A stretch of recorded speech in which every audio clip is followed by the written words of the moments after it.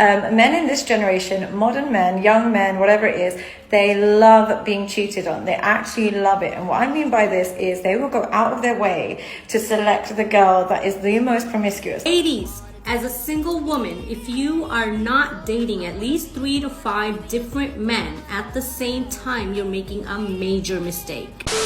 What's going on, everybody? It's your boy Webb. Today we're going to discuss female dating coaches. Now, I stumbled upon this rabbit hole on TikTok after making the video I did yesterday about modern dating. And from what I have discovered, the name of the game is finesse, finesse, finesse. If you ain't finessing somebody, then you're being finessed. It's pretty weird watching these female dating coaches speak to other women on how to get men, because typically, it's always men talking to younger men how to get women. So it's this weird dynamic that's going on that doesn't quite really make sense, especially due to the fact that historically and even traditionally, men would approach women to court them, to take them out on dates and all this other stuff. So now you have women on the other side of the fence doing the same exact thing. But other than that, let's just get into the video because we have a lot to cover here. This is called circular dating. And no, you are not sleeping with any of these men. No, you are not exclusive to any of these men. Neither are you committed to any one of these men and messing with others. No.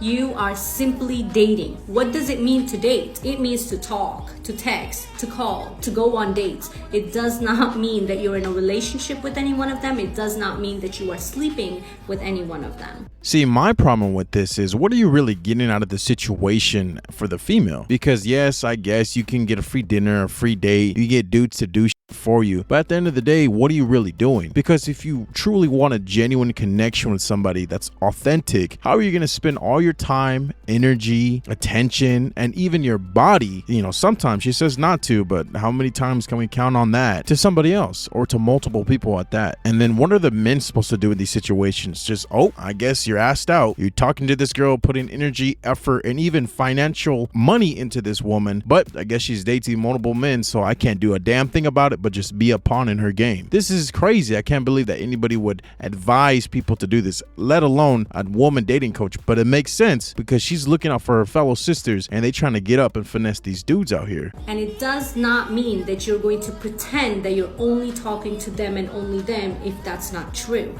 You're not going to lie. And you're not going to open up and be like, but just so you know that I'm talking to other men at the same time. No, you're not going to say anything unless asked. If you're a single woman and you are ready to attract your Mr. Right, but you don't know how to do that, and you have been constantly attracting men that are just not it, click the link in my bio. I am a dating and relationship coach, and I can help you attract your soulmate.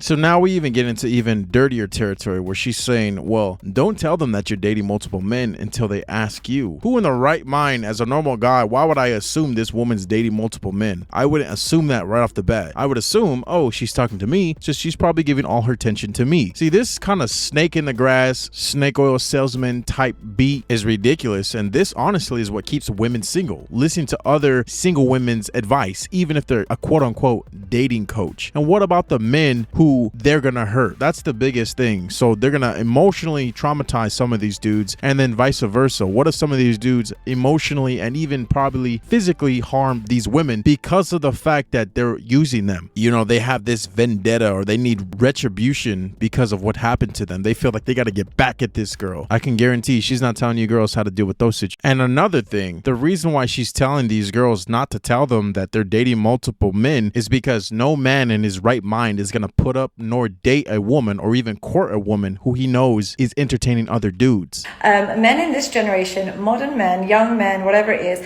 they love being cheated on. They actually love it. And what I mean by this is they will go out of their way to select the girl that is the most promiscuous. She's got all of these pictures out on Instagram. She might have an OnlyFans. She's slept with a couple of their friends. That's the girl that they choose. That nice, good wife girl that they claim they want gets ignored. That's a hell of a claim. But first of all, we have to define a couple things. First of all, we have to figure out whether these dudes want these types of promiscuous women for relationships or just to hook up and smash. Because at the end of the day, relationship attraction is not the same as sexual attraction. Most dudes will hook up with most girls, even if they are promiscuous, just for the sake of getting it on. But most guys are not gonna just date and court these promiscuous women just for the sake of it. That's not how it works. And then how do you arrive at the conclusion that most most men or men like to be cheated on just because they like the attention of promiscuous women. You have to understand, that's all most men got is promiscuous women who are going to give it up easy. So that's who they tend to go with. But you don't see a mass movement of men to marry and to court these types of women. That's just not the case. But these are just the lame men anyhow. Most self-respecting dudes who actually stand for something are not going to put up with promiscuous women, period. So it doesn't even matter. If you want a real man, a good man, you're not going to have to deal with this shit. They don't show her any interest. And the reason for this is actually a psychological reason for this.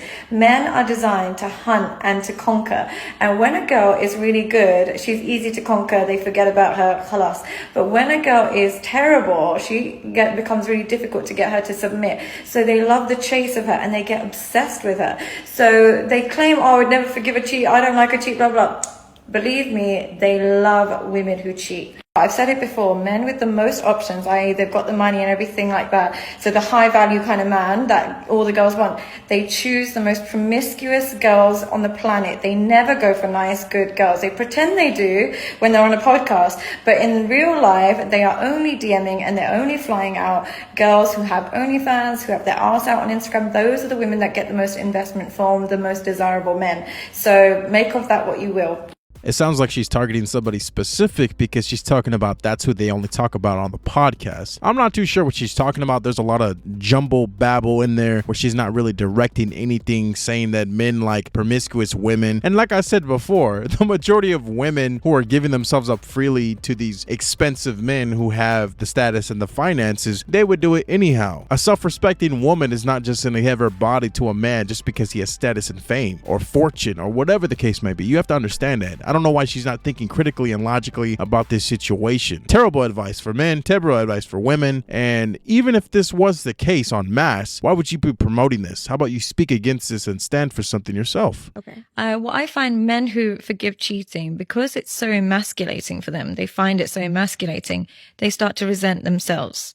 They start to be angry because they don't have the strength to leave. Interesting. Usually what happens is they get so angry at themselves, they start thinking that they are less of a man. They start thinking if their friends knew, what would they think?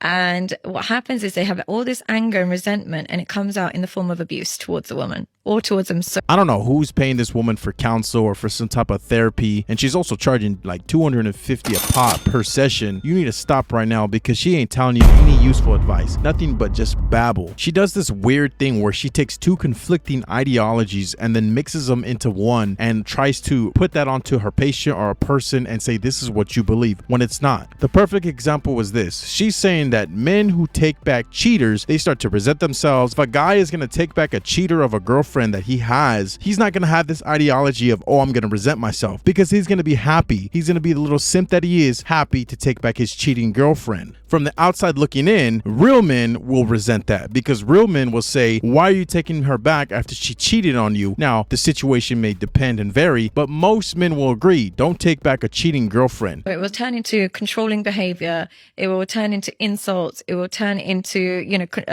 could be physical.